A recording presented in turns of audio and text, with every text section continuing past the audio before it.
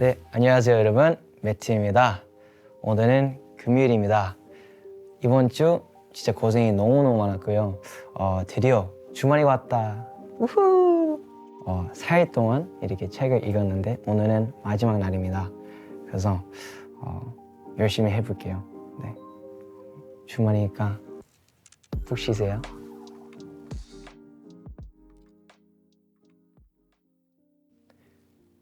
Friday. I'm blue. I went to my parents' house after a long time. It was my birthday.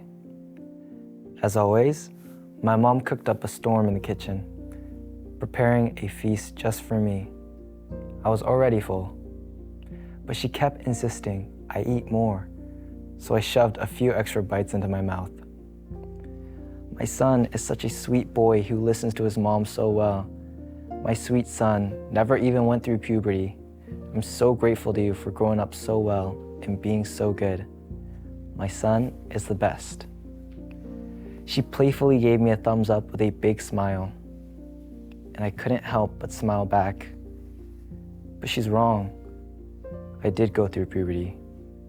Back then, in middle school, I could already see how much my parents were struggling, so I kept everything to myself. In my puberty, I was blue, just like everyone else. My voice was getting heavier, lower, and even that felt awkward to me. When I was little, I was always happy and excited. But as I grew up, the things I had to study piled up.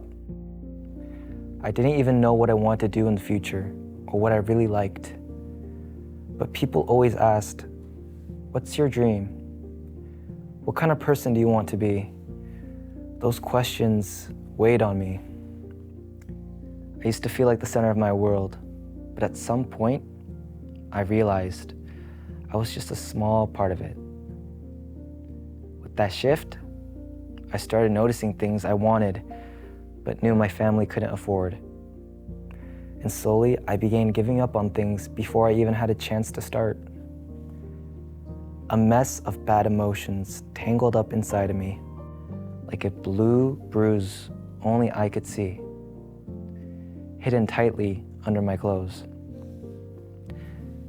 It was a shameful feeling, one I didn't want to let anyone know about, something I didn't want anyone to catch. My own blue that I never wanted to show. My blue spread deeper and murkier until it filled my whole body. My mom still doesn't know. But there was a day when I tried to run away from home. You know those days when you just can't sit at your desk, don't want to talk to anyone, but still feel like you have to do something? It's exam period. I'll study in the library and come home late. I lied to my mom, grabbing my bag and heading straight to the express bus terminal. I'd been there a few times before when I traveled to my grandma's house with my mom, but this was my first time going alone, and I couldn't shake the worry that I might get on the wrong bus. I double-checked the bus number, then checked it again. Finally, I got on. As the bus pulled away, the scenery outside shifted from square buildings and crowded streets to wide open rice paddies and empty fields. The bus rumbled on for a long time. My destination was the Observatory. In front of the ticket booth were me and friends from another school's astronomy club. I had bravely run away, but I was also a little scared. Then I spotted their teacher standing by the ticket booth and I felt relieved. I guess I was still just a kid. I hiked up the dark mountain with them. Out of breath by the time we reached the observatory, I was overwhelmed by the towering dome as its roof began to open, shifting like a transforming robot. Wow, they all gasped in unison. I couldn't bring myself to say anything loud, but inside I was shouting, wow, this is amazing. Then I looked up at the stars through the enormous astronomical telescope. The first star I saw was the morning star. It was Venus. To the naked eye, the star was just a tiny dot of light. But through the telescope, it looked like a round ball of desert sand. I'd been quiet the whole time, but at that sight, a small wow escaped from my lips. Then, one of the students asked the teacher, "Teacher, Venus is the hottest star, right?" The teacher replied, "Not really. Venus isn't really hot. Scientists have recently discovered the hottest star in the universe. Here's a question for you. Does anyone know what color that star is?" Students from the astronomy club eagerly shouted out answers. Red, yellow, orange.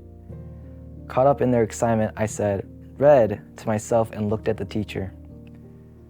But the teacher shook his head and said, "No, it's a perfect blue." The group fell into a quiet murmur. Surprised by the unexpected answer, I felt a sudden surge of curiosity. When we look up at the night sky, all the stars seem like they're twinkling white, right? But in reality, each of those stars has its own color, and each color tells us something about the star's temperature.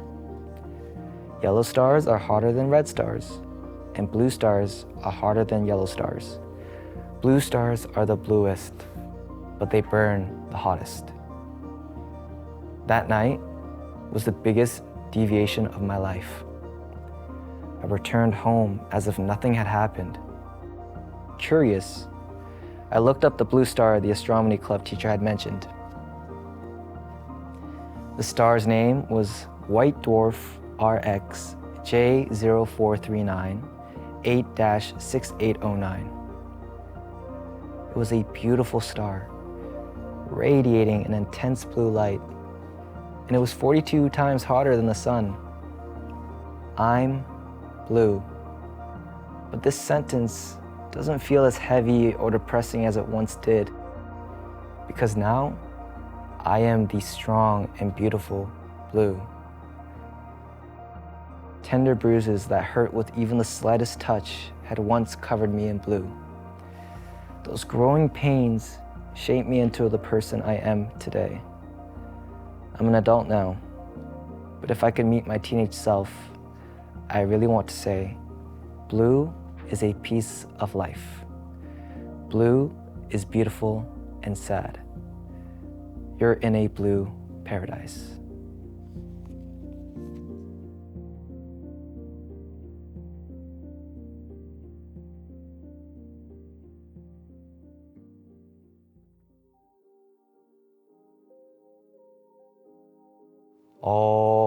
너무 감성적이었어요. 제가 뭐가 이 책이랑 나의 이모션들 너무 잘 맞는 것 같아서 너무 좋았어요.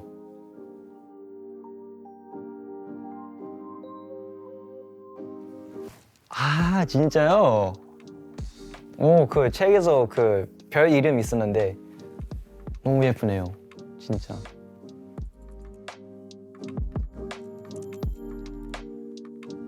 제 누나보단 더 괜찮긴 했는데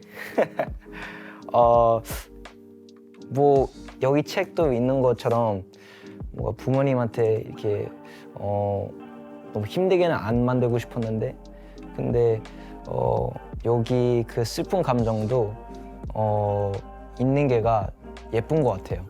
그 슬픈 감정을 내가 더 건강한 사람을 될 수 있게 해줘서 감사해요. 네. 말이 되나? 네, 사춘기 때 뭐 많이 헷갈릴 수 있고 너의 마음을 확실하게 모를 수 있는데 결국에 다 시간 지나가고 나서 너가 되고 싶은 사람이 잘 될 거니까 너무 걱정 말고 재밌게 놀면 돼. 프리하게 놀고 멋있는 성인이 돼줬으면 좋겠어요. 저희 5집 앨범 새로운 노래 블루가 나오는데 노래가 엄청 좋다고 생각했고 춤도 엄청 아름답고 이 책이랑 감성이 비슷한 내용이에요. 그래서 이거를 잘 이해해주고 우리 신곡을 들어주면 너무 감사하겠습니다. 금요일인데 이번 주 너무너무 고생했고요. 너무너무 사랑하고 오늘도 잠을 잘 자고 주말이니까 푹 쉬고 나중에 또 보일 거니까 너무너무 보고 싶을 거야. It's Friday. You guys have worked so hard. You guys are everything to me. So I hope you have the best sleep ever. And the weekend is coming up. So I want you to enjoy yourself. And good night. I love you so much.